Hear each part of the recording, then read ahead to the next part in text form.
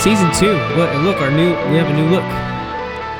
We've got a way new look for season 2. I feel like we have, look at us. We look good. It looks good. We have a boatload of stuff to talk about. Mm-hmm. So I'm cool with kind of skipping our normal banter and the normal banter being kind of like, hey, look at us, we're back. Yeah.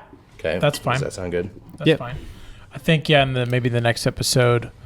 Or we could start with doing Porlock McDonald's order. Oh, and that would work too. But yeah, in the second episode, I think, because in some of the things will be newsy things we talk about, like the Andor trailer and stuff, which I actually forgot to watch. Yeah, we got it. We'll watch that. Mention it. Mm-hmm. Yeah, we can watch that too. Okay. We can. Hello, Mike O'Vannon. Look, Howdy. we're back. Oh my God. We made it. Under Towers is back. Life tried desperately to keep us from recording again, but guess what? We won. Yep. Well, we're barely winning. We're barely winning, but we're here. We have a new setup. New setup. This is not the same camera. Daniel's microphone's falling apart. But, so it's good. We got to keep some things the same. He was crying earlier. Yeah. Yeah. So we're calling this season 2. Because it might not make it to any of the titles, but for our planning purposes, we're into season 2 of Under Towers, 2025. We just won't stop. We can't stop, won't stop. They wrote us off, but we didn't write back. And that's right. That's right. Instead, we just made another episode. So to start ourselves off, our first episode of 2025. We'd like to pray. Coming a good month after we intended it. To start us out, let's open us up in prayer. Let's open up with prayer. I'd prefer not to start off our first episode of the year spontaneously combusting. So, yeah, we're doing our first movie discussion. Woo! Is it really? I guess we haven't done one. Yeah, we've talked about how we like movies. We've talked adjacently about movies, but we've not had an entire episode, I don't think, about a movie, specifically about movies. And he's right. Right after Christmas, in honor of Sam's birthday, we 3 went, and was it opening? I think it was opening day. We went to the Belcourt Theater, which is the local indie art house theater here in Nashville, and watched Nosferatu. He sounds just like that. By Robert Eggers. And, if you've been listening to the podcast, you know how we feel about Robert Eggers. And I feel like this movie only further cemented our love for that man and really his good. work. It's really gross, but it is really good. It is absolutely phenomenal. It's disgusting and amazing. Now, we're going to start this conversation off with a little bit of history because there's kind of a storied past to Nosferatu. It's not just there's a legacy that led up to this movie that we have now and it goes all the way back to 1922. Yeah, it's tragic and a miracle. Technically, a little bit further back than that, obviously, because we first have Dracula by Bram Stoker, which is what it's based off of. It is extremely based off of. By the way, if you're keeping track, this is my super sick copy of Dracula, illustrated by Jay Lee, one of my favorite comic book artists of all time. Dracula, you're probably familiar with the storyline. In 1922, F.W. Murnau wanted to make a film version of Dracula, but he could not get the rights to it because Bram Stoker's widow very jealously held on to those rights and would not let them be used by anybody. And so he and his producing partner, they just decided to tell the exact same story, but swap a few little details and change some names. Yeah, they didn't know about IP back then. And it was a massive success.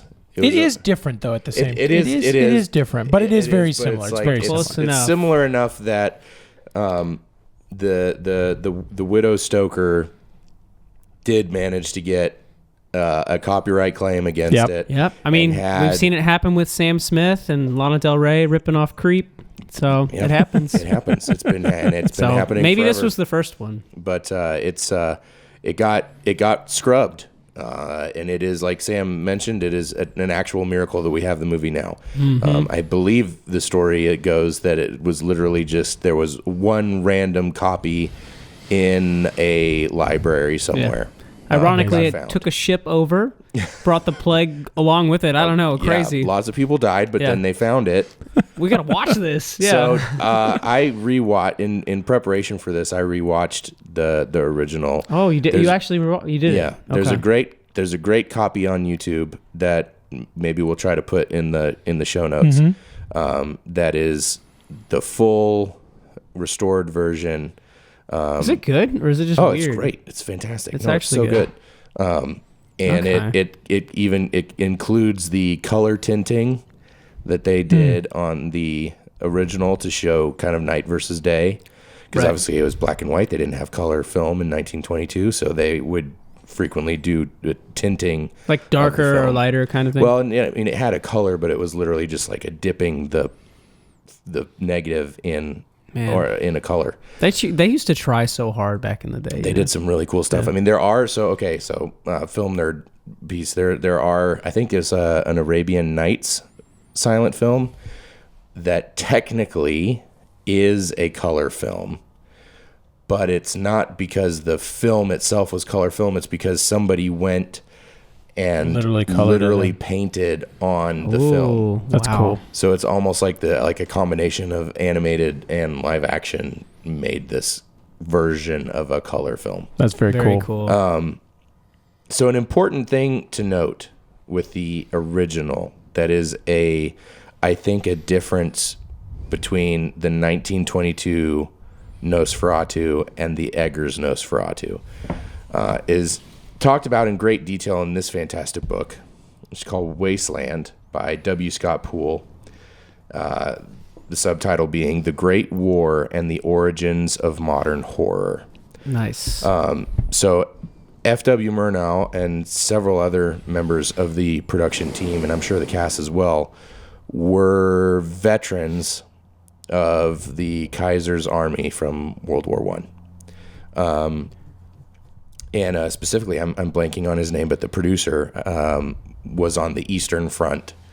And he actually, there's a story in here in Wasteland from a documentary or something that was made on the subject where this producer was in the trenches on the Eastern Front, so versus Russia, and, shooting the shit with his fellow soldiers, one of whom happened to be Romanian, who went off on this long thing of all these vampire stories are real, and my dad was buried and they found his tomb empty, and they all waited. It's like their UFO like stuff. Yeah, 100%. Yeah. So like in the Carpathian Mountains, you don't get UFOs, you have vampires.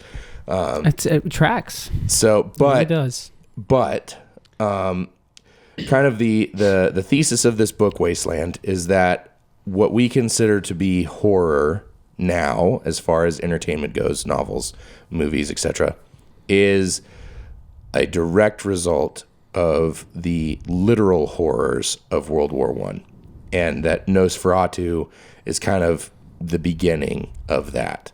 And there's many other movies. In fact, I think most of the filmmakers behind German Expressionism, which we'll get to in a second, most of them, I think, were veterans. And so a lot of these extremely dark early horror stories were coming from men that survived and were trying to,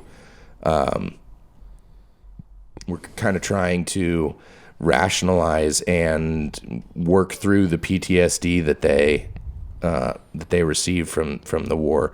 And a lot of that, you can really see direct parallels with Count Orlok and Nosferatu, and how a major difference between Nosferatu and Dracula is in Dracula, when Count Dracula shows up in London, he's picking people off one at a time, and any extras that are shooting out is because of people that he's turned into a vampire that are starting to hit other people. Whereas, so it's still horrific, but it's a very localized and individual slow creep of this disease. Whereas with Nosferatu, you have, as soon as he's showing up, a plague there. Their ground zeros have very different scopes. And so it's this specter of death that doesn't just mean your death or someone you know's death, but this wave of death that could take untold number of lives. It could destroy this entire city and beyond, which is very much what these soldiers went through. In these battles that, you'd lose as many men in one battle as were lost in entire wars previous and later. Right. So I've always thought that was very interesting that influence of that conflict is essentially helped create Nosferatu, which then led to what we now consider horror movies. That is interesting. So just to continue our little history discussion here, I mentioned German Expressionism. German Expressionism was a genre doesn't feel right. It kind of is a genre, but it's more of an aesthetic in a lot of ways.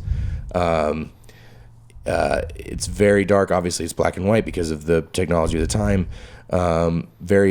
This is like a type of filmmaking? Yes. Mm-hmm. And that's kind of why I call it an aesthetic, because it's a visual style as much as anything. What are some like modern comparisons? Well, I'll get to that in a second. Yeah. But so a lot of the kind of the hallmarks of it is very kind of gothic, dark stories. Mm-hmm. It led to like the Universal monster movies. It led to film noir as a direct result. Frankenstein? Yeah, the Frankenstein, Dracula, Creature from the Black Lagoon, all those Universal horror movies. The Blob. But then, that's a little further removed. But yes, but it's a monster. But then like all the James Cagney gangster films, Casablanca, all the Humphrey Bogart and all those. Gone with the Wind and Nosferatu are like the same movie. Not Gone with No, that's not film noir. No, we're just. But Humphrey Bogart, right? He's in that. No, that was Clark Gable. Dang, those guys. I get them mixed up. Really great older actors. Clark Gable had the sick mustache. I mean, I'm sure Humphrey at one time had one, didn't he? He had a. This is such an odd tangent, but it needs to be addressed, I feel. I can't remember him having just a mustache. He had kind of a super scraggly beard in The African Queen, and I feel like he may have in Treasures of the Sierra Madre as well. These are the important questions. Yeah. What was Humphrey Bogart's facial hair like? I need to know. So anyways. Him cast as Nosferatu would be very weird. Film noir, the early horror movies that then, of course, led to our modern horror movies. One of the hallmarks that kind of is seen in both of those, especially very heavily in film noir, is the use of shadows. German Expressionism, part of the Expressionism thing, just like Expressionism in paintings, is the use of kind of painting and storytelling with light and shadow.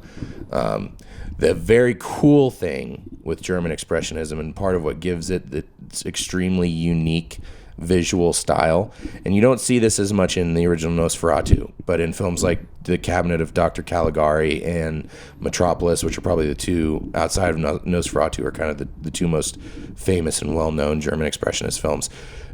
Technologically, they didn't have a lot of lights. You generally would have one large bank of lights, and so you couldn't get super directional with it. And so what they would end up doing is painting the shadows on the set. So you'd get these really crazy looking sets where you have all these light and shadow painted on it, and then also sometimes, like again, Cabinet of Dr. Caligari being a fantastic example, they'd also do like really kind of extreme makeup, kind of black and white makeup, to also emphasize some of those things. So it gives it this really creepy, weird, kind of off feeling. I love German Expressionism.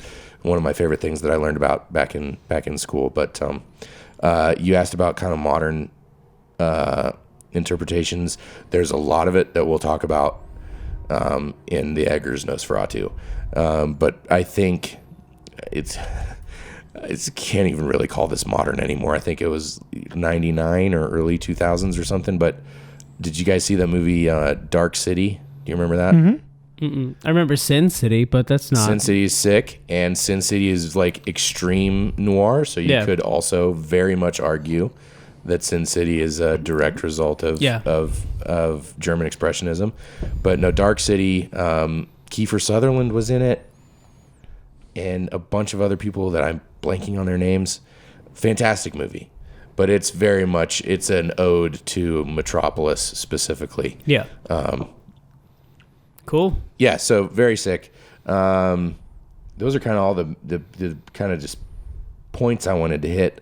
But I want to emphasize again the war aspect, because I think that F.W. Murnau and Robert Eggers are telling essentially the same story, but I think trying to say very different things with the same story, which I think is a fascinating tidbit. So I think we'll probably come back to that. But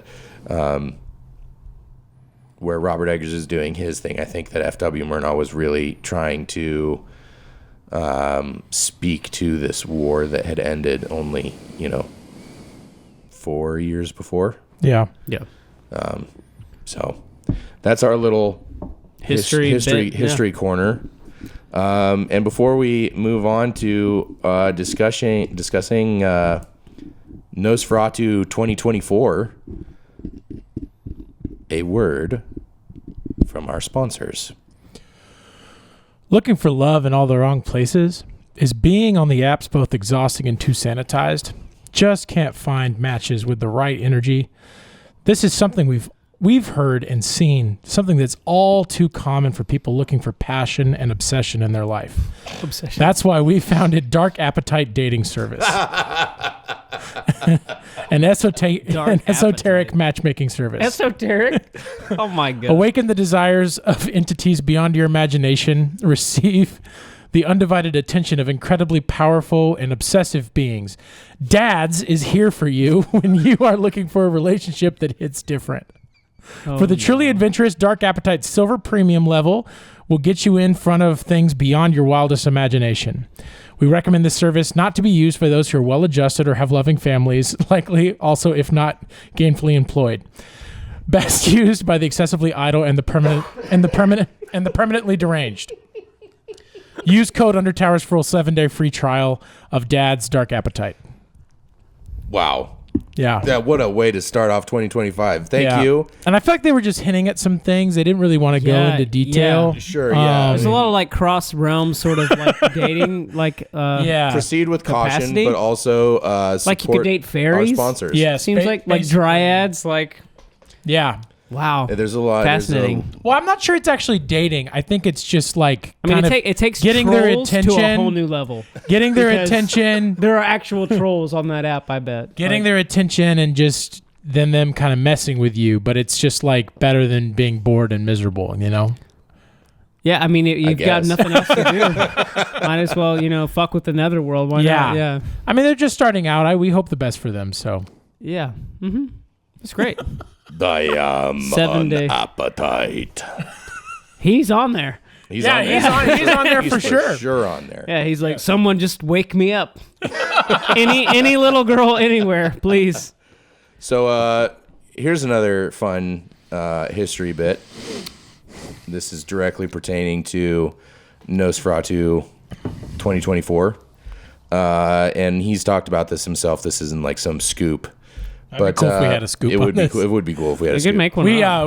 We can announce this for the first time. For the first time, you heard it here first. Robert Eggers, his obsession with Nosferatu started when he was like 9, I think. Yeah. Seeing a VHS copy of the movie.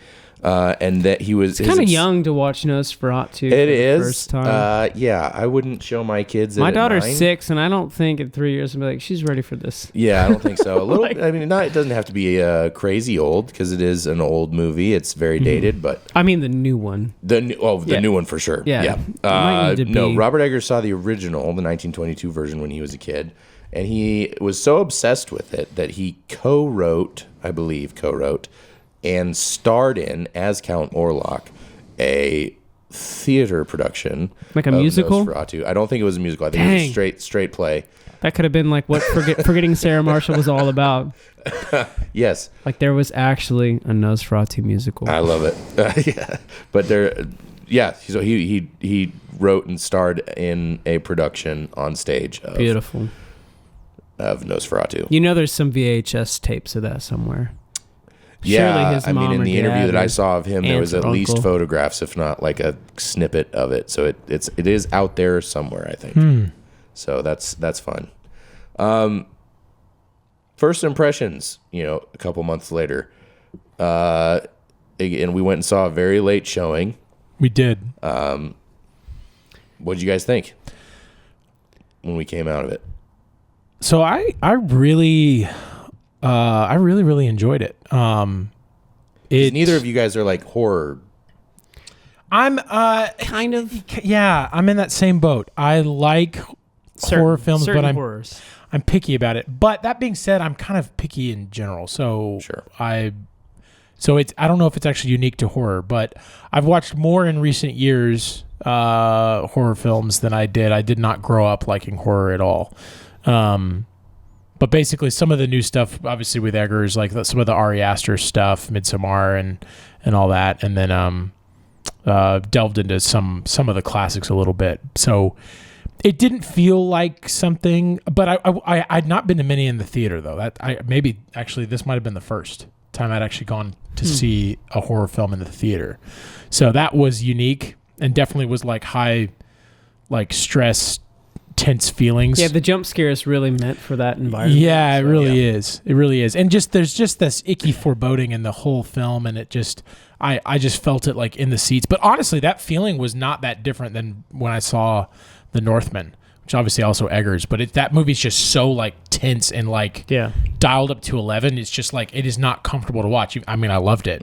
But that's how I felt watching How to Lose a Guy in 10 Days. Wow. Very tense. Yeah. Thank you. Well, you just don't know. Are they going to make it? Is it going to happen? They're both lying to each other basically the whole time. Yeah. And that's hard to watch.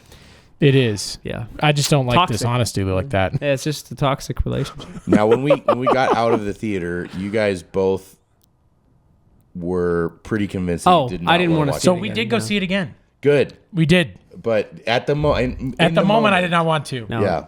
I bet it was like the next day. I was like, I do want to see that again. Well, I mean, there's a scene I felt like I didn't want to watch it again. The scene in there just messes with me a lot. Oh, for sure, it messed with me. Although too, the second time I didn't care as much. I sat sitting in the post credits. I was already planning when I was going to see it again. Yeah, you told us. Yeah, we were there. You're like, I'm going to go see this with my dad next week. Sure. Yeah.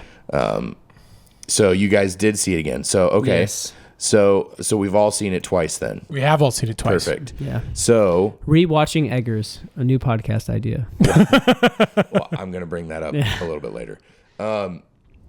So what did anything change for you on a second watch? Yes.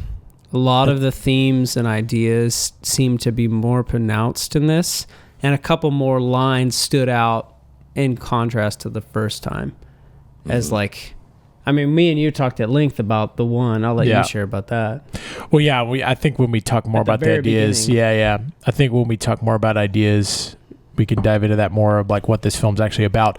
But the second time through was just not a scary experience in the same way. Like it was in moments, but so that's the thing. Like viscerally, the first viewing was much, much better from just absorbing the movie and what maybe it's about. The second time added a lot to just take it in. But obviously when you know it, there's some things that are still like gross, but the jump scares didn't really hit the same, and you know what's happening. So the story really opens up on the second watch. It does, in a way that you're like, because the first one's just this is actually kind of beautiful. Like there's a beautiful message hidden amongst everything. Okay, since you just brought up also there were many more funny moments that were much more funny in the second watch. Sure. Like where he bites the pigeon's head off. He goes, "Oh, sir, why did you do that?" There actually is. There were obviously there's a decent amount of jokes with Von Franz, but there were more other ones too. And what's her name? Depp. She just seemed more unhinged watching it. Like if you just took it out of context, she'd be like, "I think there are fairies near and they're here and they've got balloons and they have a parade that I'm in tomorrow. Do you think that's crazy?" I'm like, I think that's a little nuts. I do think something's wrong with you, and it's really hard to avoid that criticism. Like it makes you made me have a lot more empathy for what's the dude's name? Aaron Taylor, that guy's Taylor Johnson. His whole character made more sense to me on this rewatch because he's like kind of a successful normal business bro, and like. This is crazy stuff happening. And they're talking to Willem Dafoe, who is a nutso dude, like literally asleep when they meet him, basically. And I don't know. The realist approach made a lot more sense the second time. Because, I mean, going into the movie, you're like, I'm watching a movie about Dracula. This is fantastic. It's nuts. But when you watch the story and you like actually approach it with that mindset and that very practical approach, it all seems wacko crazy. It is funny. You talk about Aaron Taylor Johnson's character, who I can't remember the character's name, but like Smith or something. It is funny. You invite some friends over to stay with you. Yeah. Especially like while he's going to be on a trip. And I don't think the movie reflects well on like his character overall, although it's also very tragic, but it is like, it's really awful to have like a house guest who then ends up being like demonic seizures. Like completely ruins your life. Yeah, it's like that sucks. My wife is pregnant and our friend is freaking out in the other room. I have to tie her down. That would, I think, put a strain on even the closest friendships. Yes. I mean, that's why his line, he's like, I haven't slept in 14 days. It's actually kind of funny. I thought it was funny. Well, and as you know, parents of young children, there's a bit of like a brother. Yeah. Mm-hmm. I agree with you on all points there. As far as like my thing with horror and Nosferatu specifically, the new Nosferatu, it's everything that I want and love in horror. Gothic horror is my absolute favorite. So the atmosphere and everything, I just eat up. And that was all still there, even though the jump scares, they're coming more on the second go around, obviously. But I agree that there's a lot, and this is a thing with Robert Eggers, and I'll go ahead and say this now because we'll talk about it more in depth later. But we talk about Gene Wolfe all the time on this podcast. I'm gonna throw it out here that I think that Robert Eggers is the most Wolfian film director working right now. As far as you said it. You're getting more of the story on the second viewing, and you even made the rewatching Eggers podcast, referring, of course, to our friends at the Rereading Wolf podcast.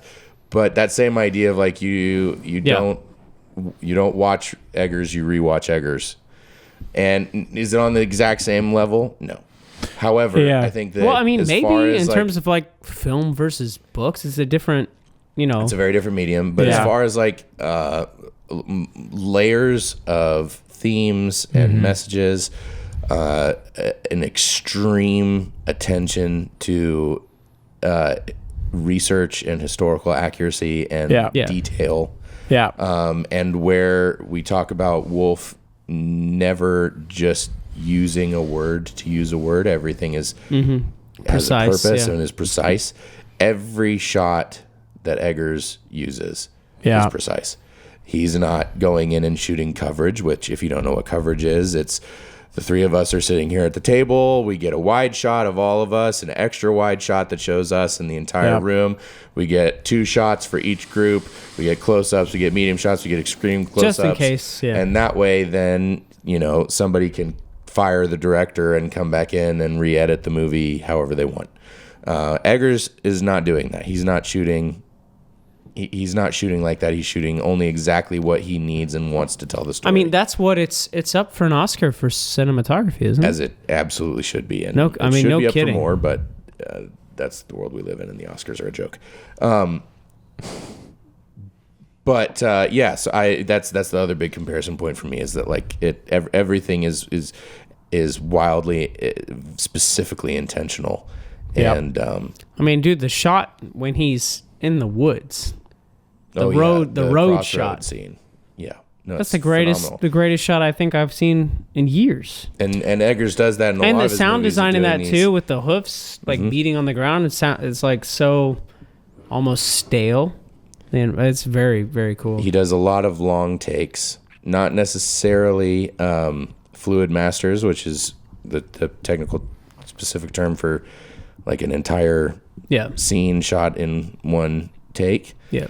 He's not always doing that, but he is sometimes. But mostly he's taking one shot and moving the camera so as to capture what you would normally just cut to, as far as like going into a close-up or highlighting, an insert of an object on a table. He's capturing all of that and has the timing and everything already in his head for how it needs to be to edit it. And it's masterful and feels very Wolfian to me, but on the film side. He's definitely Wolfian. I'm while you were talking, I was trying to think of other directors that I would pony Thomas up, not even to Anderson, argue, maybe? but PTA would be one. Well, I would say there's like It's different, I would but- put Tarantino in there in the realms of like wearing his influences on his sleeve, Sure. and loading up with lots of references to other works. Sure. But I wouldn't necessarily call Quentin Tarantino a Wolfian director. Yeah. So I don't know that I can think of anyone that The one I was captures it, the kind of the whole package, Sure. as well as Eggers does. Inarritu is the one that came to mind as potentially close. Again, I would probably say Eggers. I would probably put Eggers ahead of him, but Birdman's kind of like that. I know that movie's maybe divisive, and then Revenant maybe a little less so. And I've not seen Babylon, although I've heard that's pretty good. But see, my thing though is like an important thing for me to be able to call somebody Wolfian. Is you have to rewatch or read. And like Revenant is a little. I enjoyed very much. It's pretty obvious.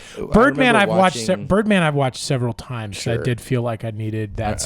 But I remember watching Revenant in theaters and thinking like, I will probably watch this one more time, and that'll be it. Yeah. Not because I disliked it, just because there wasn't like. Well, the bear. I was just saying, he just came to my mind. I've watched the bear scene several times, and I love the story of Hugh Glass. I've read Lord Grizzly when I was younger, and that was always a favorite story to tell on breaks on sets in college, and but it just wasn't a movie that I felt super inclined to watch again. Now he did Children of Men, didn't he? Or am I thinking of somebody completely different?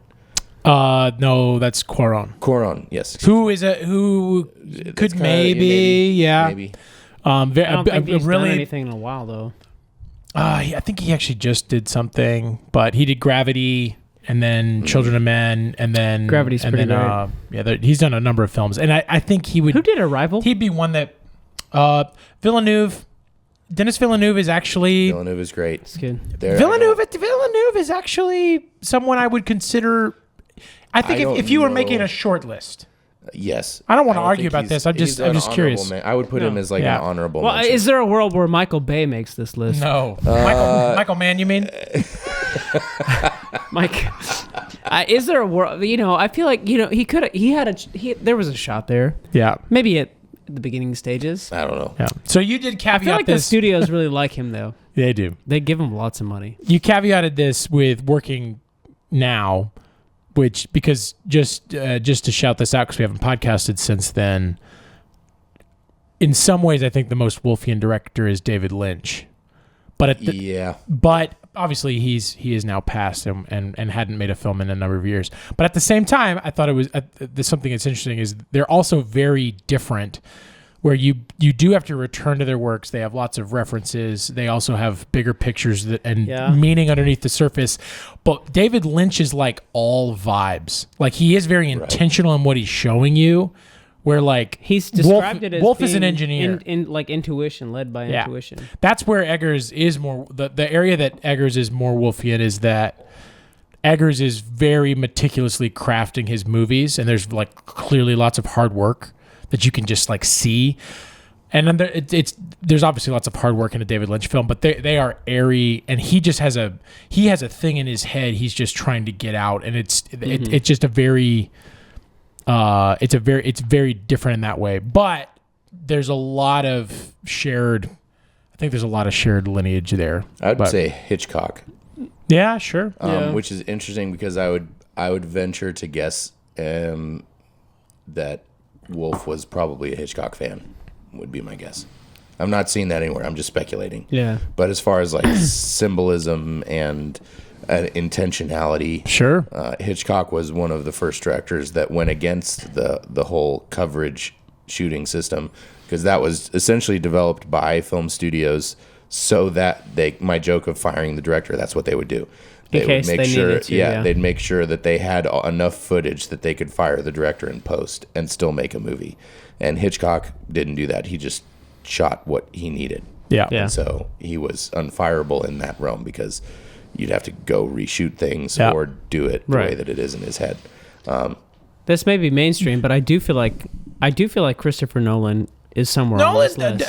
He'd be on because of the rewatchability. Yeah. I think I've rewatched his movies hundreds of times. Well, and also like for as far as like all of them hidden meanings underneath the surface of his films, I think that's very Nolan. There's like things that aren't explicit that he's trying to get across. Yeah. I'd say The Prestige is a pretty Wolfian movie. Yeah. Well, I think Inception is definitely. For sure. I've not seen Tenet, but I think that idea is a very like high concept. I think Interstellar is too. Yeah. I mean, to me, that's kind of his best. So it's maybe thing. Nolan's right there. He's about to do his Greek epic, the Odyssey, so right? Nolan and Eggers are, I think, Memento might be even too. that one with Robin Williams. Again, not an argument. Just it was a curious thought. This has been a whole mini podcast in and of itself. I love it. It's fascinating. But anyway, so to bring it back towards Nolan Nosferatu, is very mainstream though. Like in terms of everyone else we talked about, he's probably the most. And we're doing our damnedest to make Gene Wolfe mainstream. Never happen. It'll never happen. Unless HBO makes a show. That's all we need. That's another podcast right there. HBO shows. That's actually kind of the next podcast. It is kind of the next podcast. Bringing it back to second viewing of Nosferatu, just funny anecdote. One of my favorite moments from the second watch through was a literal moment in the theater, and it was early on when Thomas is being fed upon by Nosferatu, and we get our first look of Orlok naked, crouched up, writhing atop an unconscious he's Thomas. like he's humping Thomas while dry he's humping eating and him. sucking the blood from his chest. Yeah. And as that was happening, and it is a very gross and disturbing image, captured beautifully, and not beautiful as in beautiful, but captured very well. There were two women sitting behind my dad and I. That as soon as that shot happened, one of them very loudly said, "I'm done." And they stood up and walked out. And that is totally fair. Totally fair, but also at the same time, like, what the fuck did you think you were gonna come see? Yeah. Did you not watch any trailers? Have you not, like, this was a good month after the movie had been released. Like, you knew, did you get there? Yeah. Some people roll the dice. They roll the dice, the dark romance people online that were leading. I mean, they probably watched True Blood. They probably watched Buffy the Vampire. They probably watched those, and it's like vampires. Yeah, it's gonna be sexy and sparkly. Yeah, turn on. There was more like writhing than I expected, but I guess when I saw it, I hadn't seen I'd seen a little bit of the discourse about it, but well, the thing. So so Dracula, and thus Nosferatu, is a gothic horror piece, and there is inherent to the gothic genre, whatever version of that it is, there is an inherent sensuality and sexuality that is part of that. And that's, I think, part of the point, as we'll discuss, of this new version of Nosferatu. And it's not supposed to be titillating. no. It should be making you think about things, and it should make you uncomfortable. So, like, their reaction was not wrong, but it was funny. That is funny. It seemed so unexpected. Yeah. There was such a visceral reaction. Well, even in the second time that we saw it, there were people in the theater at the start of it that weren't there at the end. Wow. So they left at Yep. some point. Granted, it was kind of a late showing, but at the same time, there's quite a few alarming things that happen in this movie. So I could see how people could just not. Yeah, I just can't do it. Do it, yeah. It intrigues me because I was not surprised by it. Does that make sense? Like, not that I wasn't, trying to, visualize and see what was coming. Yeah. But I was not surprised by the sensuality and the grossness of it, the way that it was presented. Yeah. I was kind of expecting it because, again, it's there to an extent in Dracula. It was there to an extent in the 1922 version, and so expected it in this one. And that's on top of, like, it's gone way to the other side in recent years, but the monster, the vampire itself, has that inherent sensuality and sexuality to it. Mm-hmm. And the gross factor is a part of that. Like, that's part of it. It's not actually supposed to be Edward Cullen, sexy, sparkly vampire. It's supposed to be icky. They drink blood. Yeah, and it's very yucky. it's about control and consent isn't really a thing. They're True Blood's got taking that going people's for it. minds, and I never actually watched True Blood. It's a sexy vampire show. That's fine. That's fine. And it's I mean, fine. Skarsgård's It's in it, whatever. It's so- not, well, yeah, okay, there you go. Yes, that's true. like his first thing. I gotta watch that. And Joe Manganiello was also in it, I think. Oh, he's like, wolf. Yeah. Yeah. Yeah. He's Werewolf. Like he's like a wolfy. Yeah, dude. yeah, yeah. They're like, the wolf part it gets dumb. It gets real dumb. But there you go. There's one favorite thing of mine about this movie is that vampires are scary again. Because I love vampires. Yeah. We read Dracula. And we'll in high read school. Empire of the Vampire one day. Yes, we will, and that is going to be a controversial episode. I cannot wait. But else? shout out to my mom, Teresa, who taught us Dracula. That was part of our reading in one of our high school literature First classes. novel I can remember aside from like Lord of the Rings that I like fully read. Yeah. All of it. Yeah, it was a fantastic class, and Besides like the Burdane Chronicles. But yeah.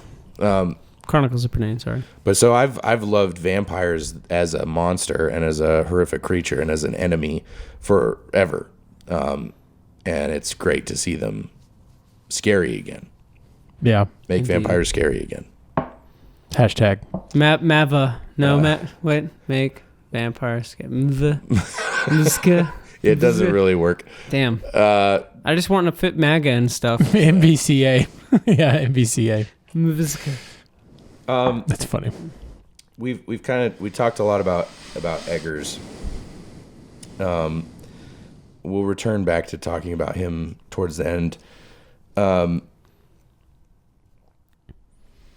One of the hallmarks of his movies, however, and that is on display incredibly in Nosferatu, is his legendary attention to historical detail and historical accuracy. Mm-hmm.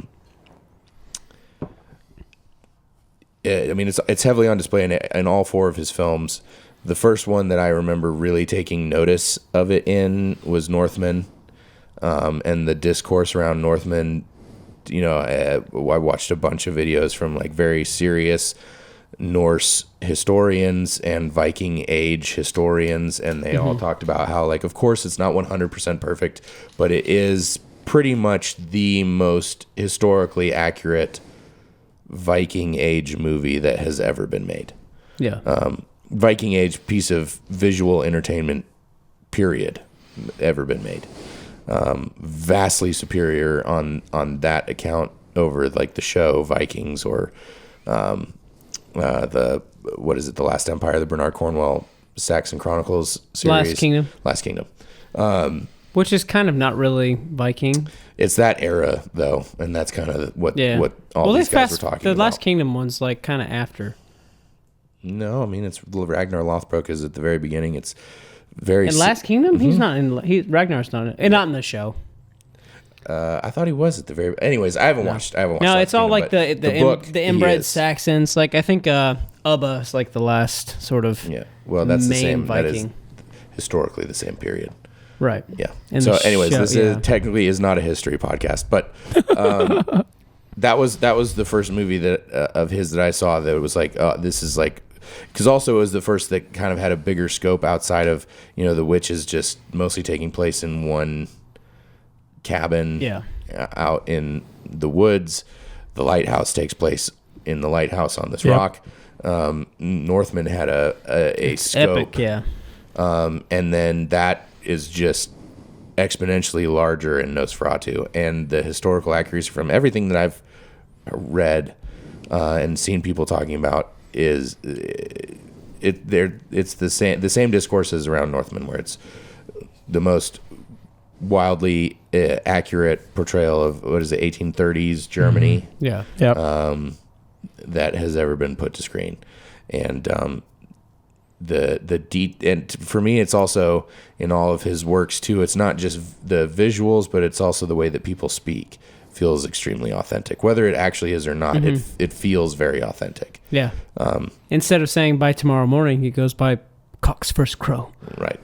Well, and we talked about this the other night, Daniel, but there's that whole idea of historical anachronisms where you watch a historical epic, like you go watch Ben-Hur or any of the historical epics from the 40s, 50s, 60s, 70s, 80s, and you can, even though they were obviously trying as hard as they could, you can still see, oh, hey, that hairstyle is very of the era where they were filming. Yeah.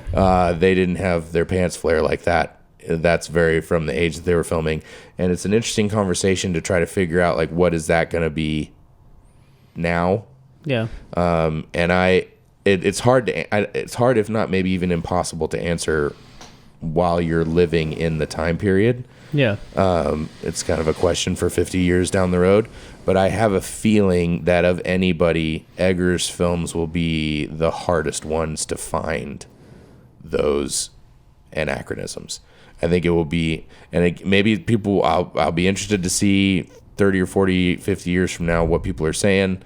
I have a hard time that seems so detail oriented to being historically accurate. I have a hard time imagining them finding many 2024 era anachronisms in Eggers' films in Nosferatu. Right, except for the fact that some of the actors are from that time. Well, and that's impossible, but even just their dress, their hair, their makeup, everything, and then the world that he built around them, that they were inhabiting, the sets and everything was just absolutely phenomenal. While we're talking character design, here's a kind of something that has been fairly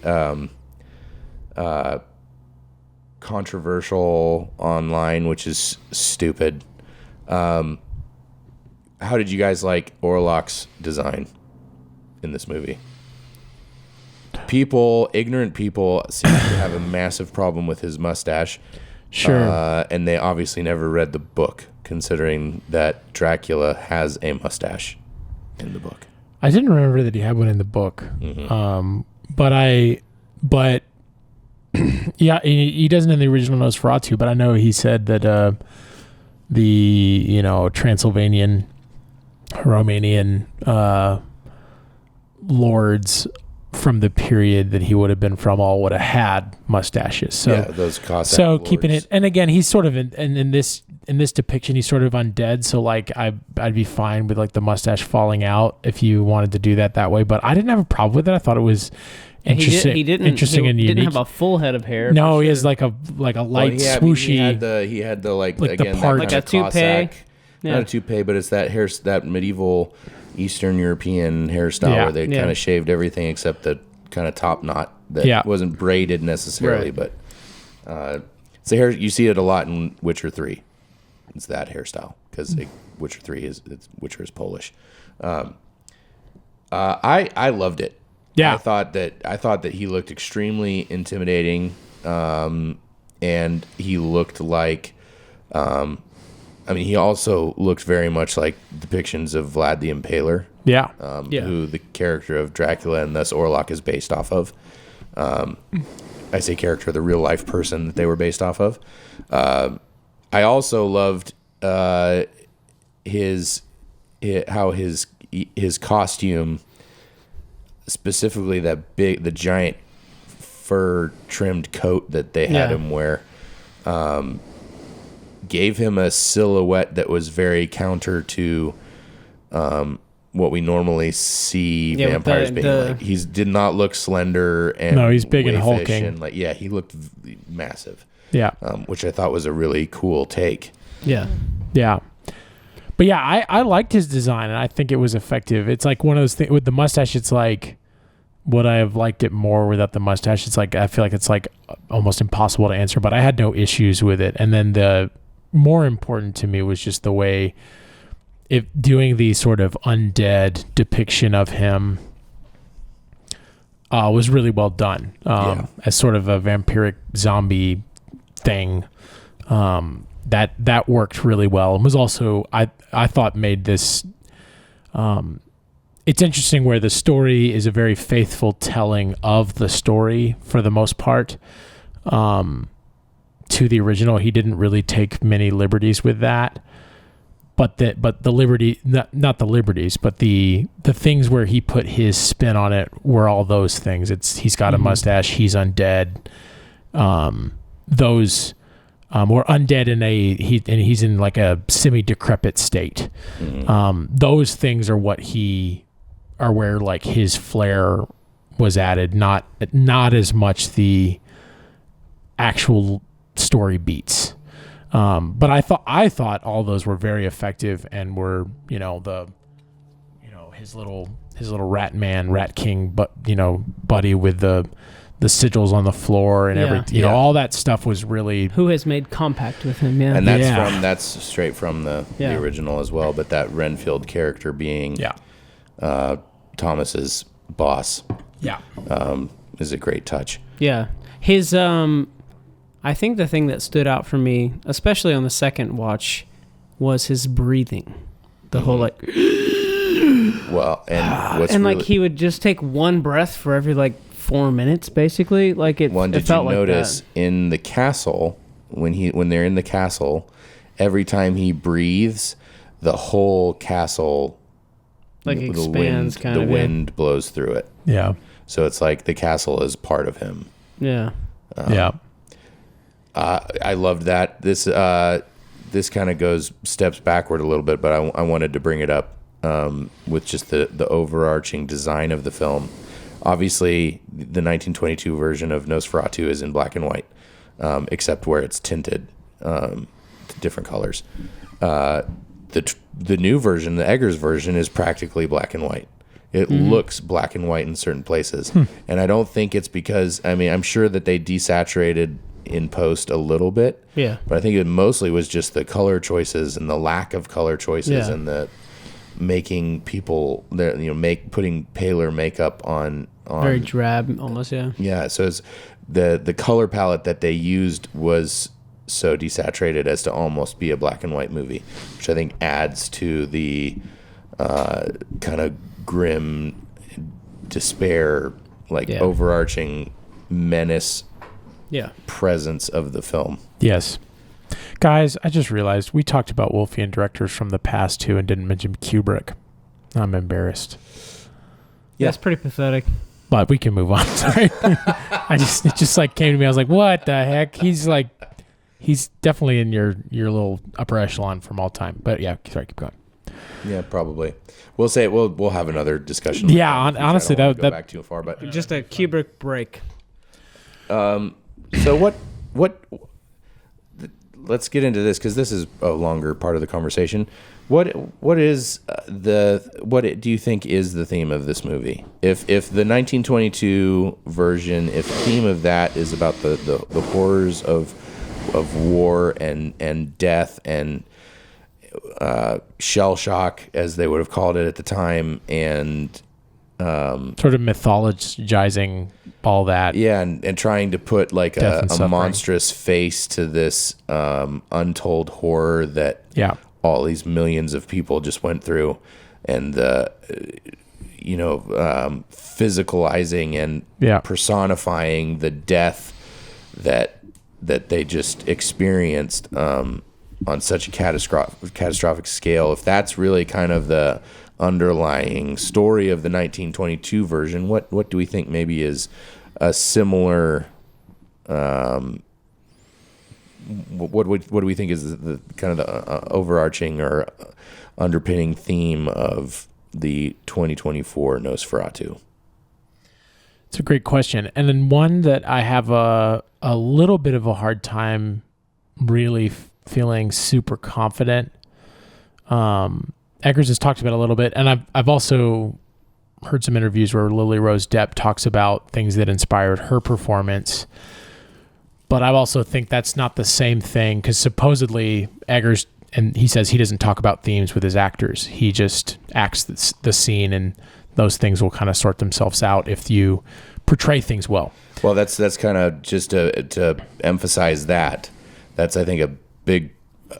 That's a brilliant approach that is very similar to what my writing teacher Steve Womack taught us in school, where you never start with theme, you just write your story, and then you find the theme. Themes, when they will naturally come up, and you find it, and then you can do things to emphasize it on further drafts. And I think I hadn't heard that specifically, that Eggers took that direction. It does not surprise me at all, and I think it is the antidote for a lot of the overly kind of moralizing films that are coming out now, where everything is too on the nose. It's not that the message is wrong, it's that it becomes preaching, which then kind of defeats the purpose, because nobody wants to be preached at. So I know Lily Rose, which I guess I shouldn't first name her, Mrs. Depp, Miss Depp, talked about and said she was thinking about sexual violence a lot when she was doing this role, which makes a lot of sense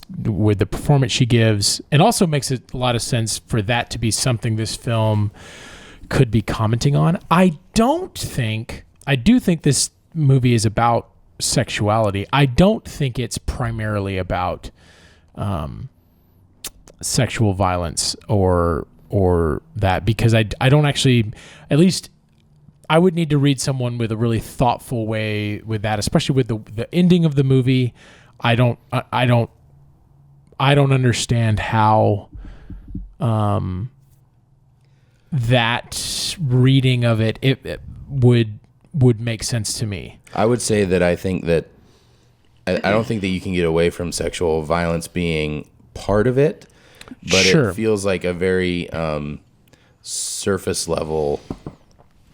I hesitate to even call it a theme. It's just as much cannibalistic as it is sexual. Sure. In that same vein. But it's like sexual violence and cannibalism are almost the same level in the whole film. It's there, and it's part of it, but I don't think that is at its core what it's about.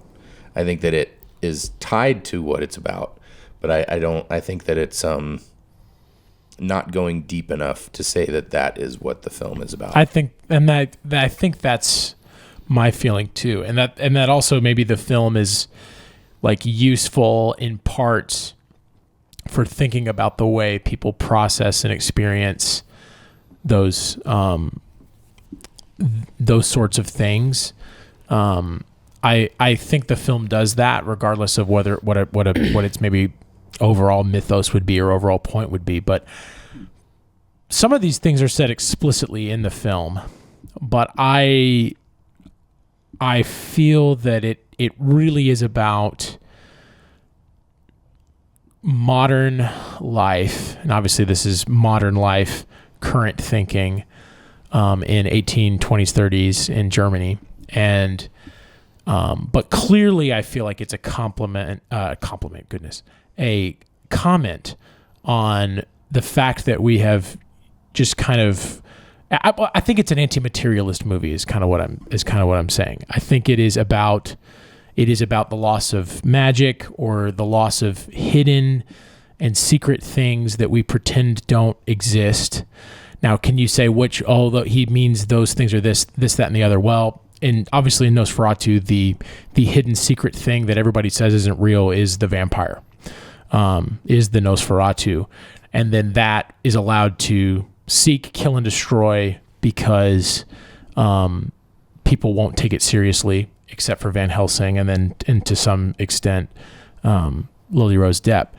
Lily Rose Depp's character, whose name I'm spacing on right now.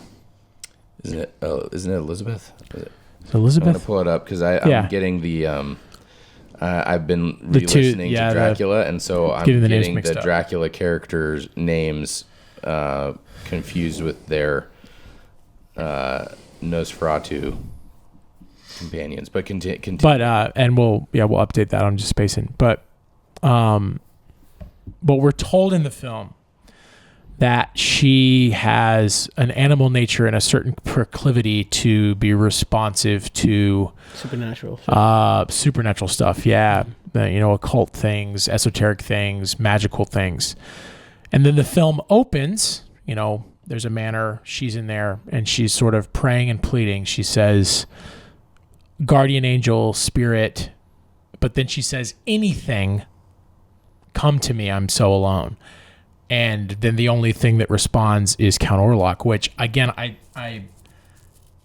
was the rewatch that moment. It was like, I was like, it's interesting. Obviously she's not intending to commune with a demon or this, evil spirit that Orlok is. She's simply looking for comfort. But she's looking for comfort and doesn't care where it comes from, is kind of basically what she says. Like, ideally, she explicitly names, spheres and angels. Like, that's the goal. That, like, I would love to be comforted by benevolent spirits. Yeah. But then does say anything. I'm open to anything just so I'm not alone. I feel like the double comment is, one, when you open yourself up, you can be overtaken by things beyond our comprehension, things beyond our understanding. And I think I know that's like literally, maybe Eggers has some things in his mind where he's like, that's a stand-in for something else. Yeah. Well, if you're looking at sexual violence, it's like just getting in relationship with like there is a metaphor there that like not all relationship is good and worthy, and don't take anything. Again, the ending, but then we're told in the speech that in another life you would have been a priestess of Isis. You would have. I think that's a very important scene. And so he elevates that too, saying that you make more of a difference now than you would have then. Yes. Right after that. Yes. So he says it's important that you're here now because you can defeat this beast. Yeah. So there's sort of a double whammy there. Well, and that to me though is the point that modern society doesn't have a home for these things we can't pin down in certain ways, whether they're magical or spiritual or religious or whatever they are. And that because of that, people that are then sensitive to those things are, and this is obviously the very literal reading of the movie. Well, they offend logic and reason. They get pushed into bad places when that wasn't always the case, is sort of the idea. So I think the solution, and obviously literally the solution to beating the monster is bringing that into the light and actualizing and working on those things. And then obviously, the ending of the movie is the ending, which I guess we could maybe spoil it, but But that again literalizes that, and I don't know. That's what it is. Like, again, is there something else Eggers was thinking about as a stand-in for that? I'm guessing there were a few things rummaging around in his head, which would probably be love and companionship to some degree. Well, I think repression is a big one as well. For sure. Specifically of female sexuality.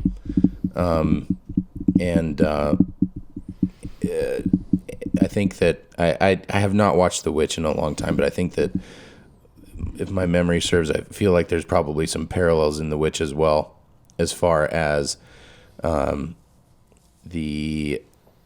think this. I don't think that this is counteracting or going against what you're saying. I think that they go in hand. But a repression of, if you want to call it, like the feminine, magical, spiritual side, and certainly in Nosferatu specifically, the female sexuality, but long-term repression of that, which, back in more pagan times was intrinsically linked to the magical kind of other side. And society, male-dominated, especially society, tamping that down and repressing that. Again, I don't know that that's like, I don't know that I'm going to say that that's like what I think the theme is. I think it's a theme that I think lends itself to a greater overarching thing. Sure. Yeah.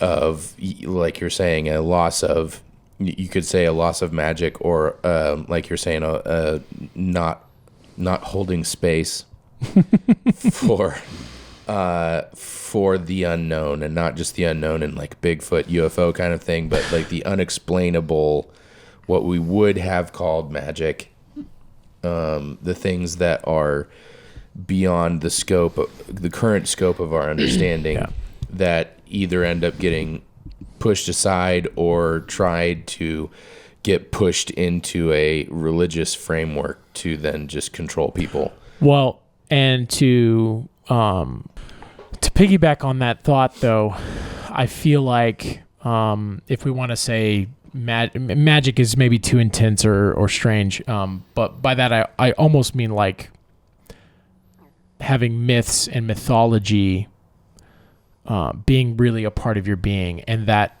modern society has this tendency to demythologize things. On the same point, I want you to say what you're going to say, but I just want to clarify. Yeah, like when I say magic, I don't mean like sure. Merlin. Well, I said spell. magic. Yeah.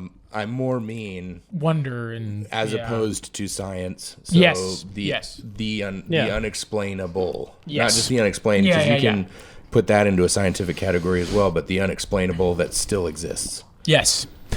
But to kind of finish that thought, I read an article today which was about a totally different topic, but it talked about how... Was it about Hot Topic? No, it wasn't. But it talked about the demythologizing of the Odyssey and the Iliad, because there was this whole movement in the last 50 years where they were like, Homer couldn't have written the Odyssey. We don't even know if Homer was a real person. And on one level, yes, you can say we don't know that. We were given works that were said to be by Homer. Was Homer a fake person?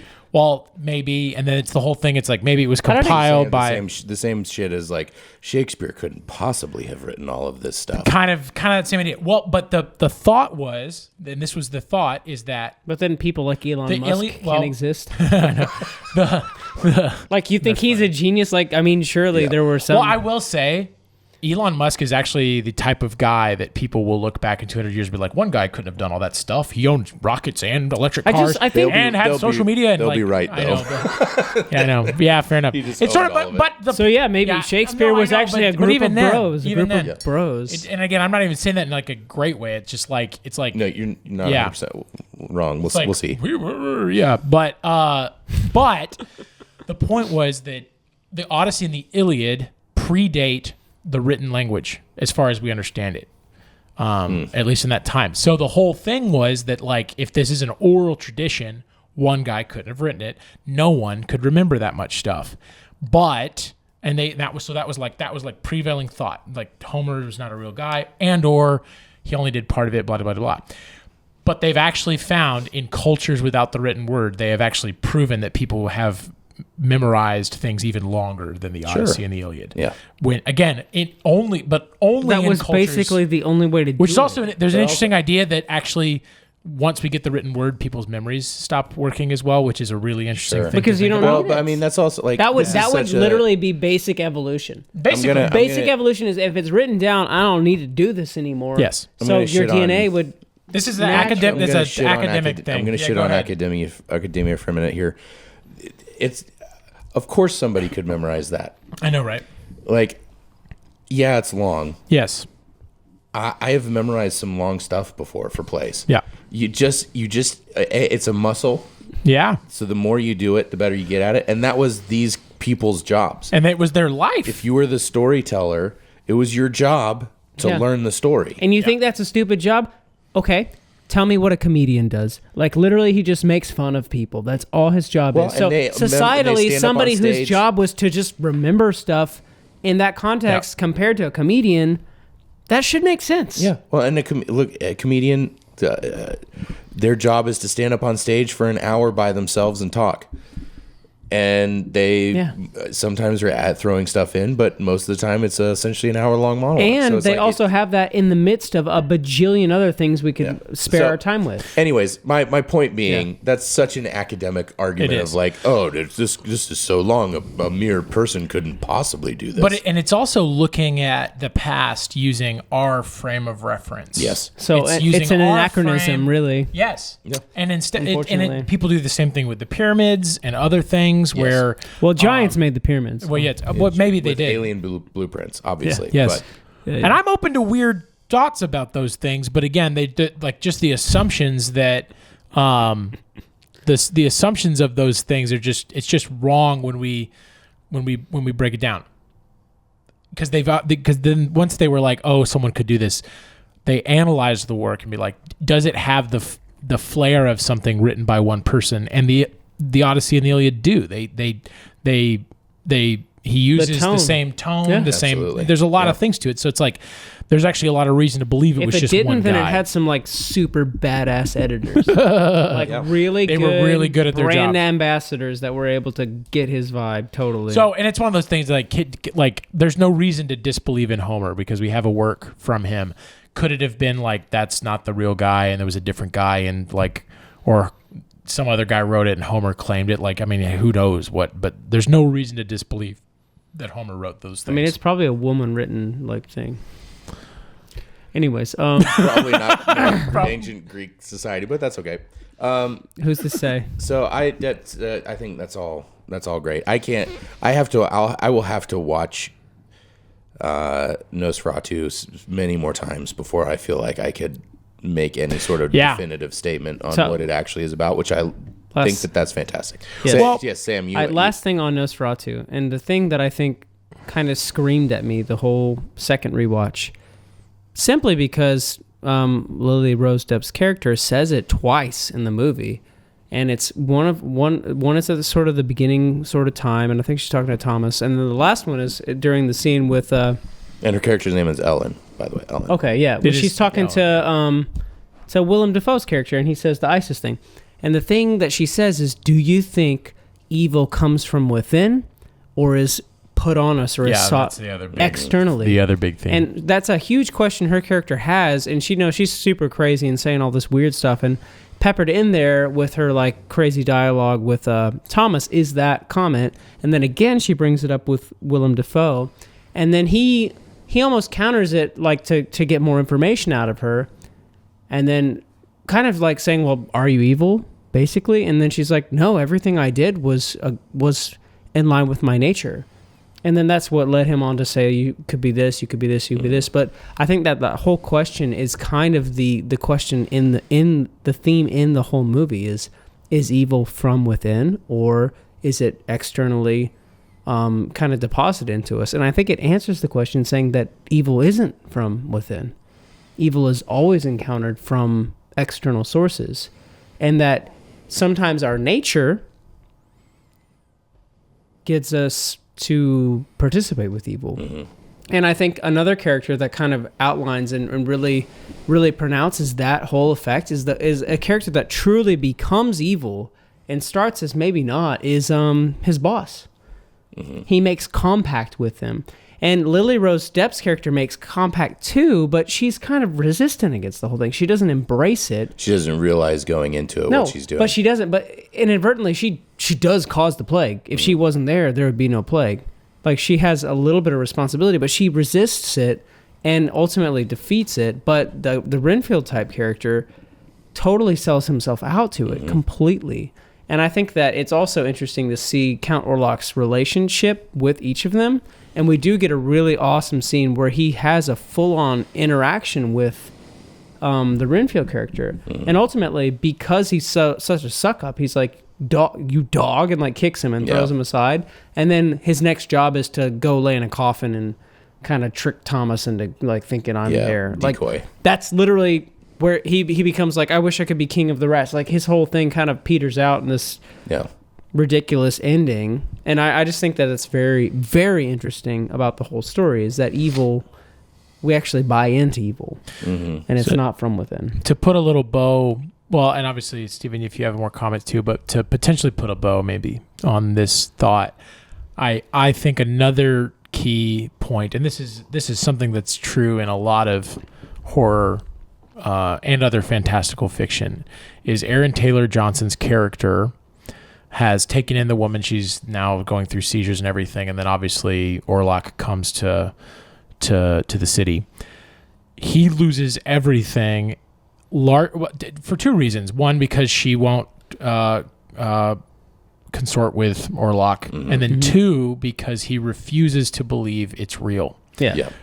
The like idea being there again, if I think you want to take a reading for that, like Eggers has said, he is a Jungian. He likes Jungian philosophy and psychology, which is this whole thing of the archetypes, which are also like very much myths, which are like which Jung always argues that those are inherent to the individual psyche and are a part of then the collective unconscious. And I think one way to potentially think about some of that stuff, which then also does relate to the anima and female sexuality, because Jung also argues that everyone basically has a female part of them called the anima, but that there are these forces in our psychology that are mythic in nature, and if you basically pretend those aren't real, you are then susceptible to them destroying you, which I do think really I resonate a lot with the way things in modern life are, where like people are just oblivious of things that then are giving them anxiety and depression and all these things. And it's kind of it's also like the idea of egregores and these things that, these larger thought beings that you're just kind of like, whatever. And it's just actually that's you willy-nilly going on with something that's completely destroying your life. And you have just you won't accept that it's real. You won't accept that it's there. That's awesome. The only thing I have left to say, honestly, is just like, to bring it back full circle here to why I feel that Eggers is our most Wolfian director working today, is that I think everything that we have said, all three of us, is true at the same time. Sure. And that's a very Wolfian thing, to having to have these big discussions about what is the actual like main theme, because there are so many things that work in this one story. So yeah, absolutely phenomenal film. If you guys don't have any further thoughts, I have a couple questions to shoot them, kind of end the episode. Question time. So first of all, and for me, I know this is gonna be spur of the moment, and if you ask me this again tomorrow, it'll probably be different, but starting with you, Sam, how would you rank Robert Eggers' 4 films? Being The Witch, The Lighthouse, The Northman, and Nosferatu. I would put Northman at number 1. I love that. Love that movie. Nosferatu would be 2, Witch 3, and Lighthouse 4, simply because I haven't seen it. But so I don't feel great about that rating, but it's just a lack of I might swap them. I don't see Northman changing. Sure. Like, it's so good. And Nosferatu, it would take a lot Yep. for Lighthouse to be better than it. But The Witch is also super good. Yeah. I'm a little bit torn. I do think I would put Northman 1, but I could be convinced that Lighthouse should be 1, but I would put Lighthouse 2. And then I think it's recency bias. I would go 3 Nosferatu and 4 The Witch, but I could very easily also flip those. And that's not because of The Witch is just there's some really very special and iconic things, and it's not even that Nosferatu is like actually worse, but and honestly I think it's the scope of Nosferatu that puts it ahead of that. Yeah. And honestly just from a cinematography standpoint, he had a lot more money. Well, that too. Yeah. And there's just so many shots that are just like and there's a lot of great shots in The Witch, but there's so many shots that are stunning in Nosferatu. Part of The Witch I like better is like The Witch has no jump scares. It has none of that typical stuff, which I don't think Nosferatu is worse for, but it is something that almost tropey. Well, it's the most commercial of his films, for sure. Of his filmography. Wait a second. So is it Anya Taylor-Joy, and what is Aaron's Anya name? Taylor-Joy and Aaron Taylor-Johnson. That's funny. That's why he's in it. It's fascinating. That actually is interesting. Wow. Because she's not in it, so he's like, I gotta have somebody. Our lists are pretty similar. I would put Northman at 1. That movie rocked my world, and it's Viking stuff, so I'm gonna love it. I mean, Bjork is in it, for crying out loud. Bjork is in it. The Mountain is in it. It's just a phenomenal film. Nosferatu for me is at number 2, a very close number 2. I'm surprised it's not number 1 for you, honestly. And again, this list could be different tomorrow. It's a very close number 2. The Lighthouse is very close number 3. I've only recently watched it for the first time, and I could very well see it moving up. God, I need to watch future it. rewatches. Yeah, it's amazing. I can't believe I haven't seen it. It's on HBO. It's so good.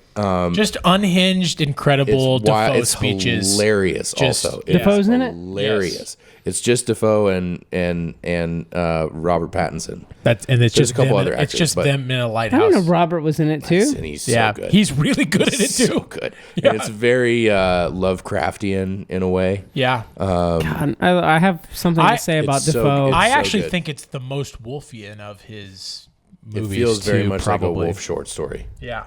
And then Witch 4, and I do want to say that like it's a very hard list to make because they're all phenomenal great. Films. So it's like 4. There's not an easy stinker no, to yeah, put, there's not put at the bottom. Not yet. It's really just a preference thing. So then my last question for you guys is, again, we'll start with you, Sam. What movie or movies would you like to see Eggers make next? Obviously, we know he's making his werewolf movie next. Isn't he making a night movie too? There is a night movie in the works. His next movie is Werewolf. It is a Middle English, complete with Middle English language, werewolf movie, and he has said that it is his most disturbing film yet, which I am so psyched for. Super excited for the Robert Eggers monster universe. How can it be disturbing? Jesus. It's going to be wild. But anyways, so post werewolf, what if you could just make him, this could be a genre or an adaptation, but what would you like to see from Robert Eggers? Yeah, I guess remake the Harry Potters. I'm just kidding. It would be interesting. Oh, it would be very interesting. I don't know. I have a couple thoughts. I can lead I off feel with this like if you like. No, I honestly, I would love to see. This is kind of dumb, but I would love to see a Kurt Vonnegut novel be made into a movie or some kind of thing, and I feel like he could pull it off. Interesting. Simply because if I think he could capture, he's really good at capturing aesthetic and like historical accuracies and but extremely dry humor. Right. So I think he could capture other artists' sort of motifs and their vibe if you wanted to. And I think Vonnegut deserves it. And I think the world would be better for having something like that. Simply because I think all of it's kind of ended with who's that dude that does Curb Your Enthusiasm? Larry David. Yeah, I feel like he has a monopoly on that whole like idea, and I feel like Vonnegut needs to be in there somewhere. Just I do feel like Larry David's like a knockoff of him in that sort of sarcastic realm. I like it. Larry David's fine, and those shows are great, but you know, that's just my Robert Eggers off the does cuff. Vonnegut. I like it. One of them. Yeah. Any one of them. Daniel, what about you? So I would love to, as I was thinking about this, I would love to see him. I would love to see how Eggers does maybe some themes of like love and light a little more. Obviously, he's still gonna put his things. So like, I'm Gone with the Wind. Well, what I was thinking was maybe, not literally a remake of Master and Commander, but, like Eggers' naval, maybe pirate ship tale, so he can still do some of his things, but something maybe with that more tone and setting. I would, first off, him doing boats would be great. It would be amazing and lived in. And then beyond that, I'd also be, I'd be curious to see him doing a Western would be interesting, but also maybe even a more colonial setting. Sure. Because he said he's cut off his cell phones. So I was going to say, what He about said future stuff? something no about cars making, too. Like filming vehicles making him feel ill. Okay. And I heard him say that about cell phones too. it was the same conversation. what, It only cars? escalated. Okay. Yeah. Because cars adds a bit. Because it was like You said like could, World War II. okay, World War II. That's Okay. kind of There's his cars in cutoff World War point. II. Because then World War That's II like could be very interesting. That's his kind of It says current something. cutoff interest cutoff point. No something. Yeah. So Nope. Oh fuck. No space on the memory card. Really? It just happened. That's wild. That is wild. Do you have another one or? I don't. Tink has all of them. All right. Well, that's good then. We're not filming another one. We have the audio. We could track the rest of the audio and just leave a picture up there.